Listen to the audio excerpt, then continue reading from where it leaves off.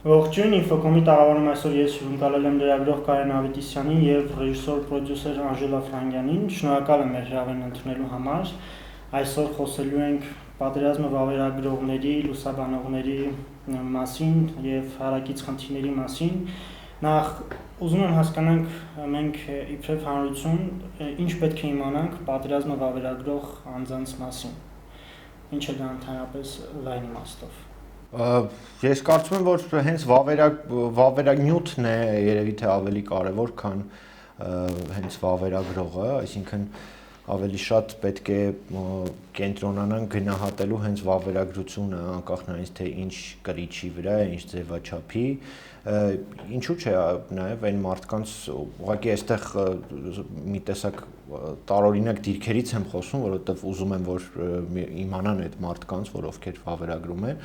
ինքս ինչ որ չափ լինելով է դրա մի մասը, ինչ որ մի կարճ ժամանակահատված, բայց շարունակում եմ պնդել, որ նախ եւ առաջ կարևորը այդ նյութն է պատմական կտրվածքով եւ հետո նոր թե ով է վավերագրել ինչ պայմաններում եւ այլն, եւ դրա պակասը կարծում եմ միշտ էլ եղել է եւ առաջի պատերազմին եւ ընթացքում եւ ընդհանրապես վավերագրության պակասը չնայած նրան, որ օրինակ եթե կինոյին ենք անդրադառնում, խաղաղարկային կինոյից շատ ավելի քիչ ընդհատումներով է վավերագրական կինոն Հայաստանում զարգացել, եթե լրագրությաններ ենք անդրադառնում, ելի թվում է թե վավերագրության պակաս չկա, բայց իրականում կա եւ ոչ միայն նյութի, այլ նաեւ կոնկրետ հեղինակային ինչ-որ դիտանկյունի, որի ներքո որ այդ վավերագրությունը կատարում է, բայց այդ առանձին երկար խոսակցության նյութը ինչա նշանակում ընդհանրապես վավերագրությունը եւ հեղինակային վավերագրությունը, որքանով այն օբյեկտիվ, որքանով հեղինակի հայացքից կախված, չեմ կարծում, որ հիմա շատ դրա մասին երևի չծավալում Երևի հա էլի նորից խոսեմ ես էլ ներկայությունից, որ անկախ նրանից թե դա վիդեոյով վերարվում, թե օրինակ Կարենի դեպքում, եթե նույնիսկ դա գրավոր տեքստ էր, ինչքան կարևոր էր ու ինչքան շատ էր իր տեքստերից զգացվում իր ներկայությունը այնտեղ, քանի որ Կարենը ամբողջական նշեց այդ ամեն ինչը, ես երևի մի քիչ անդրադառնամ այն պահին, այդ ամեն ինչի մեջ, որ ինչպես նշեմ այդ մասը չգիտեմ, բայց որքանով ենք մենք պատրաստ որպես վավերագրողներ,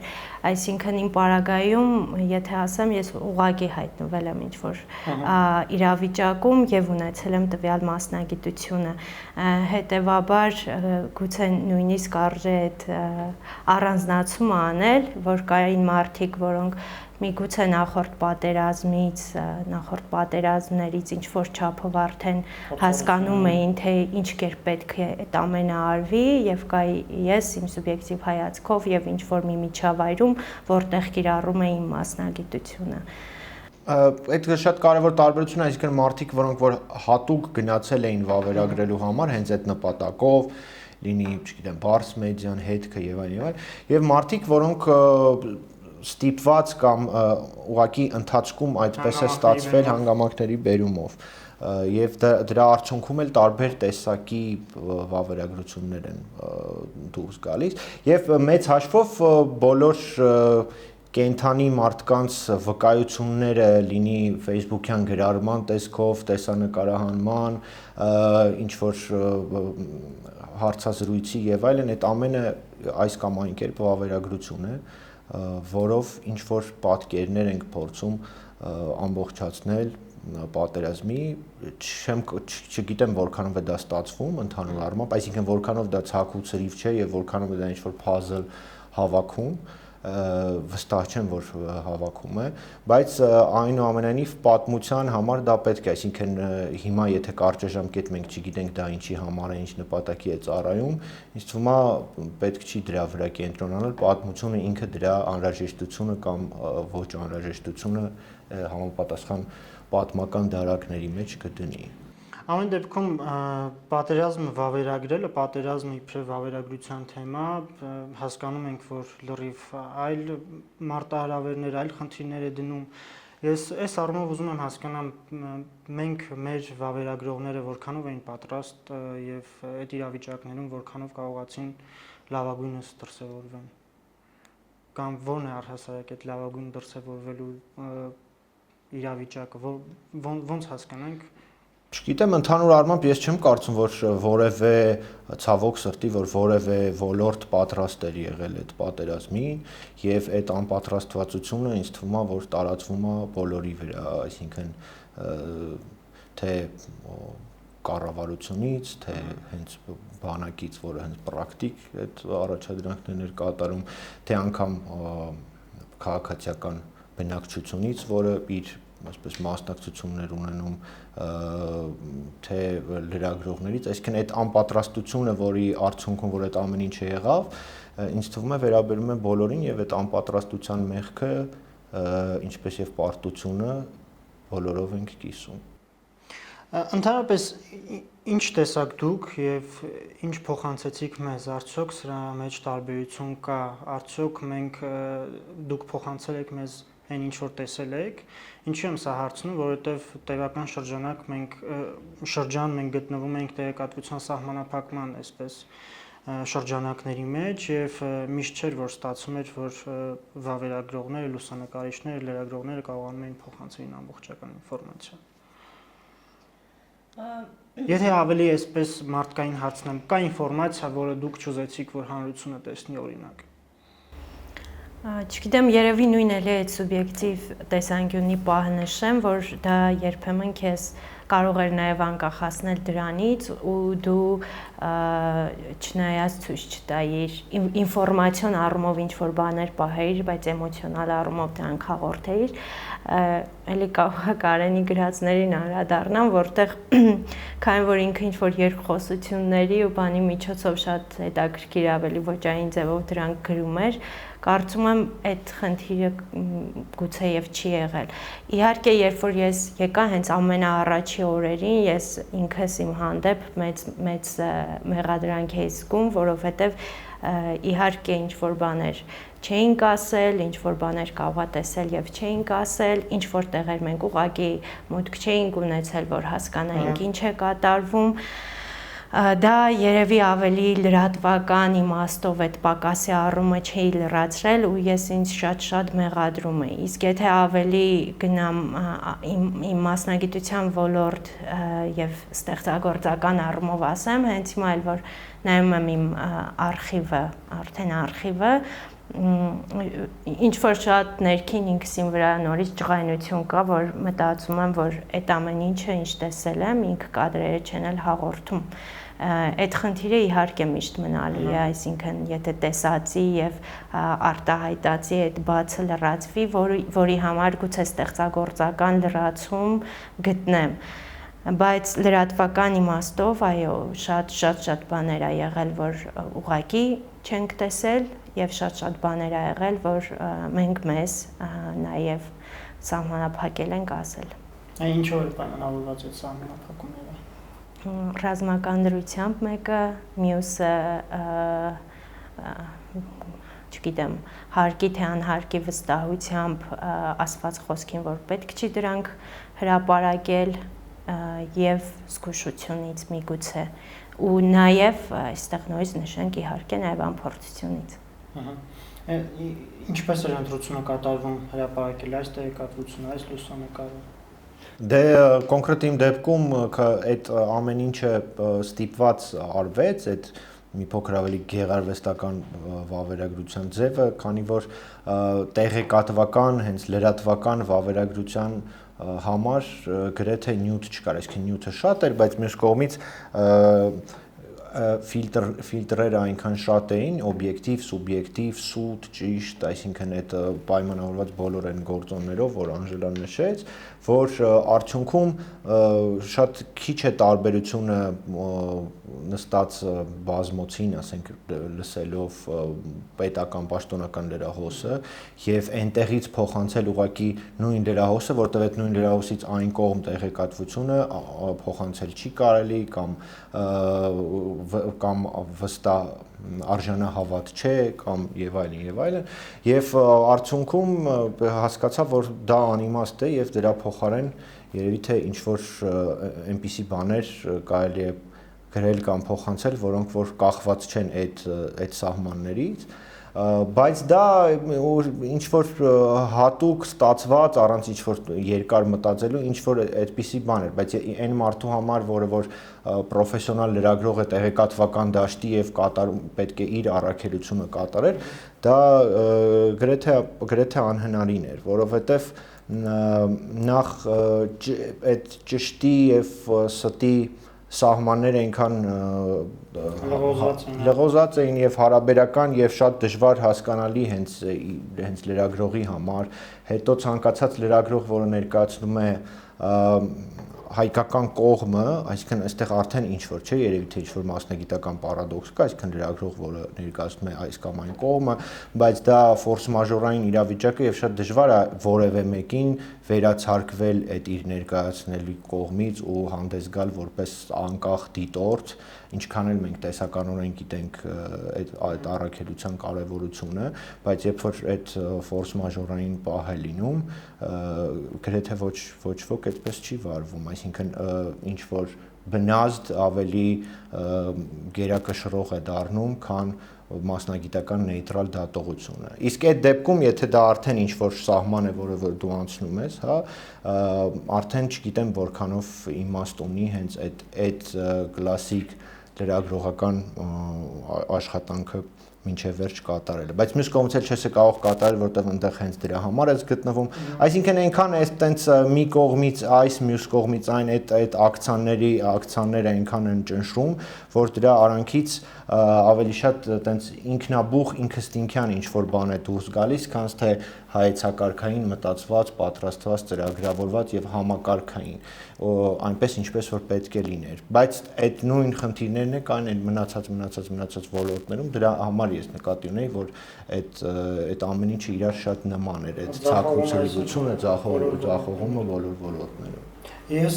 գիտեմ, որ պատերազմի ընթացքում մեր լրագրողները, մեր տեղացի հայաստանցի լրագրողները բախվեցին նաև մեկ շատ կարևոր խնդրի, նրանց պարզապես տեղական ժամանակ չէին ուղեկցում, այսպես ասած, իրադարձությունների վայրեր եւ մինչդեռ արտասահմանցի շատ լրագրողներ ուղղակի ունեցան այդ հնարավորությունը։ Ինչն էր պատճառը, արդյոք կար անվստահություն մեր մասնագիտական համայնքի նկատմամբ։ Երևի ովքեր որ չեն թողել, իրենք կարող են ասել անվստահությունից էր թե ինչ, բայց իսկապես, այսինքն լրագրողներն ու հատկապես կային մեկ քանի երևի հայտնի անուններ, որոնք նույնիսկ ինտերնետային հարթակում էին ուղղակի գործում, իրանք շատ ավելի տեղեր թույլտվություններ ունեին մտնելու։ Իմ պարագայում ես մի քիչ ավելի կառանձնացնեմ, նաև շատ էր հնչում, որ դու աղջիկ ես, պետք չի, իրավիճակը, որը, այսինքն, հիմնական թույլտվության ինչ-որ տեղեր եթե եղել է, ես ուղղակի հենց նույն արտասահմանցի լրագրողներին առաջարկել եմ իմ թարգմանչական ծառայությունները, որ իրենց հետ գնամ։ Դրա համար երևի ես ես նեղիմ անձնական դիտանկյունը ասեմ, իսկ անվստահությունից էր, թե ինչից որ մեր լրագրողներին չեն թողում, չգիտեմ, ու այդ հարցը մենք անընդհատ ունեցել ենք ու մենք անընդհատ բարձրաձայնել ենք։ Այսինքն այնպես չի եղել, որ լրագրողներին չի թույլատրվել ու իրենք եղելով գլուխն եկավ լսել են, նույնիսկ այդ վտանգավոր իրավիճակում շատերը օրերով պայքարում էին, որ իրենց գոնե միտեղ թույլտվություն լինի գնան։ Ու նորից գալիս ենք նույն Կարենի նշածին, որ երբ որ համակարգային ինչ-որ մոտեցում ու լուծում չկա, անհատները ինչքան էլ ուզում է անհատական ջանքերի շնորհիվ բան անեն, վերջում փոշի տակ մնում էլի։ Նույնիսկ չգիտեմ, արդեն նկարված նյութի նկատմամբ հիմա կա որևէ համակարգային մոտեցում, թե դրանք ինչ են արվելու, բացի անհատական մեր բոլորի ներուժը։ Կարծում եմ չկա, ես որ չեմ տեսել։ Ինչ կասեք ես դե իրականում այդ սահմանափակումները բոլորս էլ հասկանում ենք, որ կան բոլոր պատերազմներում, անգամ զարգացած երկրներում չնայած գիտենք, որ որպես կանոն զարգացած երկրներում քիչ են լինում պատերազմներ, լինում են զարգացած երկրների կողմից, բայց այլ երկրներում, բայց ինչևէ, այսինքն Դոնբասում, Լուգանսկում, Դոնեցկում, Աբխազիայում, չգիտեմ, Բաղդադում, բոլոր տեղերում էլ բնականաբար կան այդ սահմանափակումները։ Ուղղակի հարցը այն է, թե ինչ է նաև պետությունը, այսինքն այդ լրատվական դաշտի կոորդինացնող մարմինը ինչ ակնկալիք ունի եւ ինչ ֆունկցիա է տեսնում այդ լրագրողների դերակատարումը ինչու՞մն է տեսնում։ Չգիտեմ, մի պատճառներից մեկը այն էր, որ նախապատմությունը տրվում էր օտարազգի եւ օտարերկրյա միջազգային լրատվամիջոցներին, որովհետեւ, չգիտեմ, ենթադրենք միջազգային ռեզոնանսը այդ հարցի ավելի կարևոր էր, քան ներքինը, որը իրանք կարողանում են կառավարեն իրենց ալիքներով, իրենց միջոցներով եւ այլն, բայց դա էլ ինչ որ ներկայացված չէր ինչ որ մի տեսլականի մեջ, ինչ որ մի ծրագրի մեջ, որ բոլորս էլ հասկանայինք եւ բոլորս էլ սիրով օրինակ մեր տեղերը կզիջեինք միջազգային գործընկերներին, եթե իմանայինք, որ դա այդ ընդհանուր ինչ որ մի բանի նպաստող, հա, ինչ որ մի բան։ Մեկ ուրիշ կարևոր հարց էլ, որ ես ուզում եմ բարձրացնեմ, գուցե ոչ կոռեկտ է հնչում, բայց բարձվեց 44 օր հայությունն ապրում էր հաղթելու ենք կարգախոսի, այսպես ասած, հեշթեգի ներքո եւ պատերազմը վավերագրվում էր հենց այս կարգախոսի ներքո։ Ինչ եք դուք տեսնում իրականում եւ որ պահից զգացիք, որ այդ կարգախոսը չի այն իրականությունը, որ պետք է փոխանցել։ Դե ինչ որ մի ժամանակ մենք էլ էինք ապրում այդ կարգախոսի ներքո, ես ամենայն դեպս, Անժելայի մոտ կոտրվեց ավելի շուտ, դա մենք էլ նաիվ կերպով վերագրում էինք դա իր այսպես կոտրված լինելուն, հիասթափված լինելուն, բայց հետո մենք էլ կոտրվեցինք ու հիմա իհարկե հասկանում ենք, որ նա ավելի շուտ էր այդ ճանապարհը բռնել։ Դե ինքը ավելի լավ կպատմի իր փորձառության մասին։ Գուցե ավելի նույն էմոցիոնալ տեսանկյունից է այդ ամեն ինչ նայում, քան մյուս առդատողությամբ մարդիկ իմ շուրջը, որոնք մտածում են, որ պատերազմը եւ ինչ որ բաներ, որ տեղի են ունենում, գուցե նույնիսկ պատերազմի օրենքներով նորմայի մեջ են, բայց այն ինչ ես էի տեսնում, այսինքն մարդկանց եւ այլն, իհարկե այդ հուզումնական բանով ինձ այդ հաղթելու ինքին չէր տանում։ Մի անգամ հիշում եմ նույնիսկ նման մի խոսակցություն ունեցանք, որ Եվի ամենակարևորներից էր, երբ որ Արեգը նշեց, որ իսկ մենք այդ ձևակերպումը մեզ համար արդյոք տվել ենք, թե ինչ է նշանակում հաղթելու ենք, այսինքն որն էր մեզ համար հաղթելու ինքը, ինչ որ մի պահից պակաս զոհեր տալը, տարածքային ամբողջականությունը պահելը, տարածքներ չզիջելը, որն էր այդ սահմանումը, այսինքն մենք իրականում նույնիսկ բառը ընտրելուց հետո դեռ սահմանումը չունեինք այդ բառի, թե մեզ համար այդ որն է այդ բառի նշանակությունը։ Դրա համար չգիտեմ, գուցե ինձ մոտ ավելի էմոցիոնալ էր ու այդ մարդկանց տեսնելու դիտանկյունից, որ այդ հիասթափություն ավելի շուտ էր եկել, բայց անգամ հիմա, անգամ այդ զգացողությունը ավելի շուտ ունենալով, հիմա որ արխիվը նայում եմ, այո, կա լիքը բան, որ այդ հաղթելու ենքի տակ է նկարված, հիմա չես հասկանում իր հետ ինչ ես անելու։ Որակական իմաստով, բայց աշխատանքի վրա ինչ ազդեցություն էր թողնում դա։ Պատերազմից հետո, պարտությունից հետո հրապարակել որոշ նյութեր, թե ոչ, արդյոք ունեք այդպիսի նյութեր, որոնք պահել եք չեք հրապարակել։ Քանի Անժելան մտաբերում է այդ նյութերը, ես ուղղակի մի բան հավելեմ, որ ես պատրաստ եմ եւ այդ դեմ չէի ապրելու այդ խապկանքը կամ էյֆորիան հանուն ինչ որ մի բանի, այսինքն ես հասկանում եմ, որ պետք է անհնար է այդպիսի իրավիճակում յուրաքանչյուր օր մատուցել բացարձակ վավերագրական ճշմարտությունը հաշվի առնելով այն համատեքստը, որում գտնվում ենք։ Ինձ համար, այսինքն ես դա համակերպվել ընդունել եմ, ինձ համար աններելի է արդեն հետ պատերազմական շրջանում այդ նույնը շարունակելը։ Այսինքն եթե ես զգայի, որ 45-րդ օրվանից սկսած հերթը հասել է ճշմարտությանը, հետահայաց ճշմարտությանը, ինչ-որ ռեֆլեքսիաներին, ինքնավերլուծությանը, ինքնահայեցողությանը եւ ապագային միտված լինելուն, ոչ թե կարգախոսային, այլ հենց իրական առումով, այդ ժամանակ ես իրոք համակերպված կընդունեի այդ 44 օրը վերագրելով այս կամ այն գործոններին, բայց ցավոք սրտի մենք մինչև այսօր,